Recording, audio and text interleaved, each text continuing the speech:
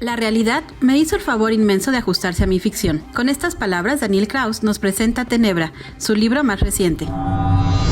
Tenebra es, yo diría que es un thriller político, ¿no? Es un thriller político que sigue a dos personajes, a dos voces, son dos voces en primera persona que se van intercalando a lo largo de la narración. El primero es un abogado que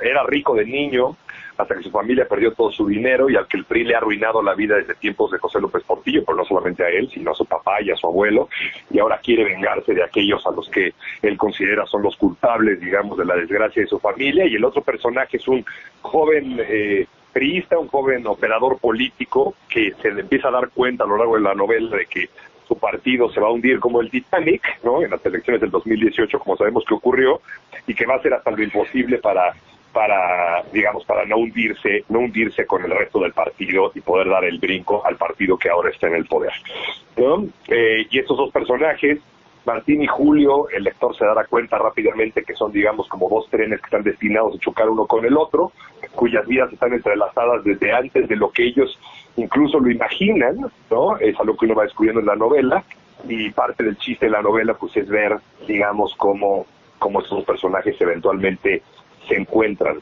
¿no? Es decir, cómo se da este choque entre Julio y Martín. Básicamente de eso va la novela.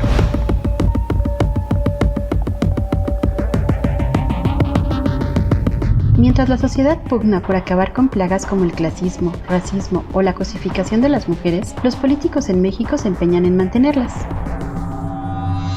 La intención es representar con fidelidad ese universo, ¿no? Y a lo largo de mi investigación lo que me di cuenta es que, bueno, ni siquiera uno no tiene que investigar para hacer una novela para saber que vivimos en un país profundamente machista y profundamente sexista. Y la novela me parece que pone en evidencia ese universo machista y ese universo sexista y ese universo clasista. Es decir, o sea, yo escogí que mi personaje tuviera la tez oscura y le dijeran el negro por algo, ¿no? Que ve lo que tiene que hacer el personaje al que le apodan el negro, ve lo que tiene que hacer para subir escalones en el poder, a diferencia de lo que tienen que hacer aquellos personajes que no tienen la tez oscura. Es completamente deliberado. Y por otra parte, pues, es decir, el final, yo no lo planeé así, pero el final, me parece que el final de la novela, pues, ahí sí la realidad alcanzó a la ficción, porque yo acabé el primer borrador de la novela antes, pero el final de la novela, pues la verdad es que también acaba atándose, pues justamente con el movimiento del Me Too. Aunque en apariencia los dos personajes principales de la novela se encuentran en mundos opuestos, comparten características que ellos mismos se niegan a reconocer en el otro, tal como hoy sucede con los llamados chairos y fifís. La novela explora el rencor y el resentimiento social, ¿no? Y lo que el rencor y el resentimiento genera en el alma humana, ¿no? Y siento que los dos personajes, por motivos muy distintos, son personajes profundamente resentidos, ¿no? Y son personajes que cuando se sientan uno frente al otro no se dan cuenta qué tan similares son. Lo único que pueden ver son sus diferencias. Me parece que eso, es decir, de manera, con cierta humildad, pues me parece que eso no te habla mucho del momento político que vivimos en México. Es decir, yo siento que somos un país que está escindido en dos partes, en más de una manera.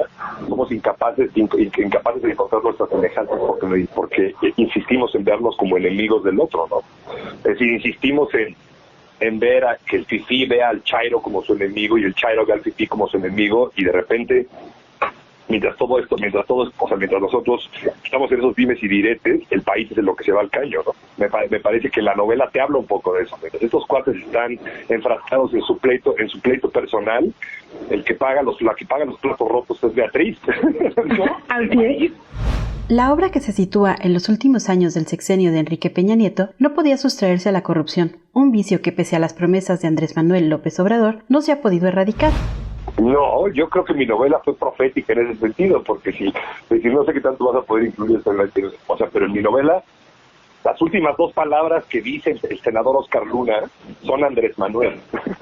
O sea, es decir, el senador Oscar Luna, que es como un dinosaurio priista, lo que te está diciendo es que va a haber una transición en la que él todos sus secuaces, ¿entiendes? Y su manera de hacer política, te van a acabar enquistando en la 4T de una manera u otra.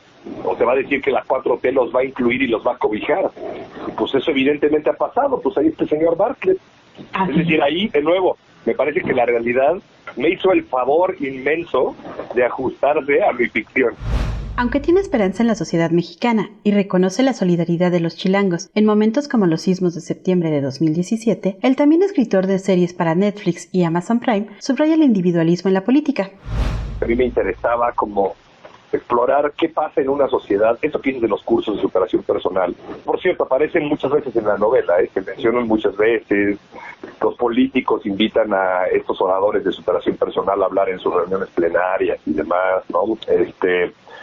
Tiene que ver con que a mí me interesaba explorar una sociedad que está obsesionada con mejorar como individuos, pero no colectivamente. Eso a mí siempre me ha interesado. Es decir, me parece que hay algo interesante en hablar de un país en donde lo que importa es que yo tenga una casita más grande que la que tenía hace unos años, que yo tenga un coche más padre que el que tenía cuando era chico, que yo tenga una novia más guapa que la del vecino, y que me importa más eso, digamos, rasgos del individualismo más ramplón y poco improductivo desde el punto de vista colectivo, que vamos a ver cómo ayudar al prójimo. ¿Me explico? Si te das cuenta, todos los ejemplos que te dije, que me parecen esperanzadores de la sociedad, es el mexicano poniendo su individualidad a un lado para ayudar al otro, ¿no? Eso es lo que hicieron los chilangos durante el terremoto del 17 de septiembre. Eso es lo que implican las marchas del Me Too. Me parece que, si te das cuenta, en Tenebra, todos los pinches personajes menos Beatriz, están remando para su lado. Es decir, a Martín en el fondo no le importa Cozumel, no le importa la Riviera Maya. ¿Qué acaso le importa redimir a su padre, al que le arruinaron la vida, y redimirse a sí mismo? Y tener un departamento más grande y regresar a su casota gigante en San Ángel que tenía cuando era niño. Eso es lo que le importa. Y a Julio le importa, evidentemente, pues mantener su hueso. Y los resultados de que nada más veles, digamos, por tu propio futuro y no el de la gente que te rodea, pues están ahí en Tenebra. Lejos de las promesas de campaña, los eslogan y discursos, la mayoría de los políticos mexicanos están más interesados en obtener grandes negocios y jugosos beneficios que en servir a la sociedad. Tanto así que la frase de Karime Macías, esposa del exgobernador de Veracruz, Javier Duarte, tiene acomodo. A mí no me interesa la política que está en las primeras planas, no creo que estoy al tanto de quiénes son los plurinominales y de qué ley pasó. O sea, a mí eso no me interesa la política porque la política es la corrupción, es la impunidad, digamos, la política es el ejemplo perfecto de un oficio que debería hacerse para el bien del prójimo y no para el bien de uno mismo. Es decir, si habláramos de una frase que engloba el sexenio pasado, pues es aquella frase de la esposa de Javier Duarte diciendo merezco abundancia, ¿no? Olvídate de la gente a la que gobierna mi marido, chinguen a su madre, yo merezco abundancia.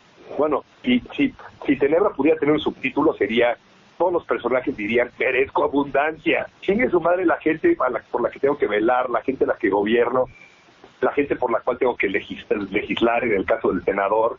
O sea, fíjate cómo es una novela donde los políticos nunca hablan de política. El humor negro y los absurdos están presentes en Tenebra. Daniel Kraus reconoce que durante su proceso de escritura disfrutó mucho los diálogos de sus personajes, que por momentos te obligarán a cerrar el libro mientras ríes.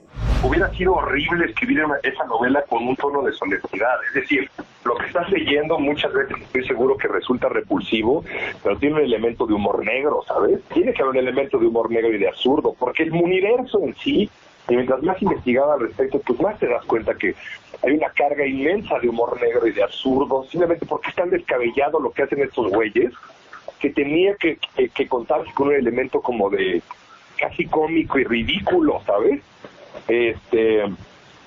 O sea, esto no es House of Cards. Estamos hablando de un país donde, o sea, no sé, es un país mayormente pobre donde los políticos gastan como uno ve que gastan en esta novela, es decir, es tragicómico realmente. Y me parece que la novela tenía que tener digamos, esa tesitura, ese tono.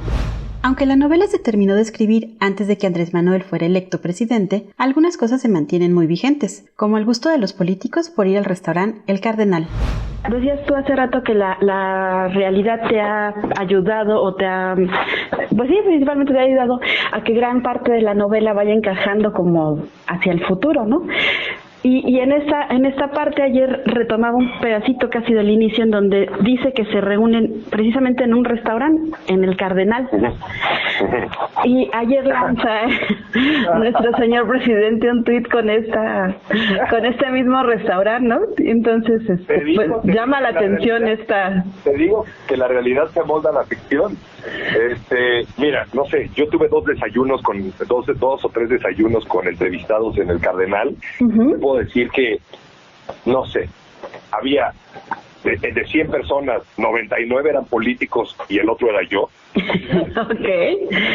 O sea, dije, de verdad, alguien pone una bomba en este restaurante y el país se queda sin Senado, ¿no? O sea, no sé. O sea, veías a todos los políticos sentados ahí. Y la prueba está en que, pues, nuestro señor presidente, ¿a dónde decidió ir a comer, no? Pues ahí. ¿Qué obsesión tan inexplicable tiene López Obrador con la comida, ¿no? Es algo, sí, yo me lo he preguntado mucho, es muy curioso, en fin. La pandemia del coronavirus también ha golpeado a los escritores. La promoción de Tenebra será muy diferente a la que tuvieron otras de sus obras bajo el sello de la editorial Planeta, como Cuervos, Fiebres o Fallas de Origen. Es menos satisfactorio que hacerla cuando no hay pandemia, porque cuando no hay pandemia puedes ir a lugares, interactuar con los lectores, platicar con ellos, firmar libros, recibir opiniones de viva voz, pues es padrísimo. Y ahora en pandemia, pues eso desgraciadamente no se puede hacer, pero digamos que el mundo está atravesando problemas más severos que eso, así que intento no quejarme demasiado. Está disponible en todos lados, está en audiolibro, está en Kindle, está en Amazon, está en Gandhi, está en librerías, en Sanborns y ahora El País, que está abierto, así que se pueden poner tu tapabocas, mantener su sana distancia e ir a comprar una copia de Tenebra para que le echen un ojo y me den su opinión. Ahí estoy en redes sociales, me encuentran en Instagram, me encuentran en Twitter. Lo único que no tengo es TikTok, así que, pues bueno, ahí estoy para que me den su opinión, mentadas de madre, todo es bien recibido. Yo soy Ana Jennifer de la Fuente y esta fue una charla con Daniel Kraus sobre Tenebra, su más reciente novela política.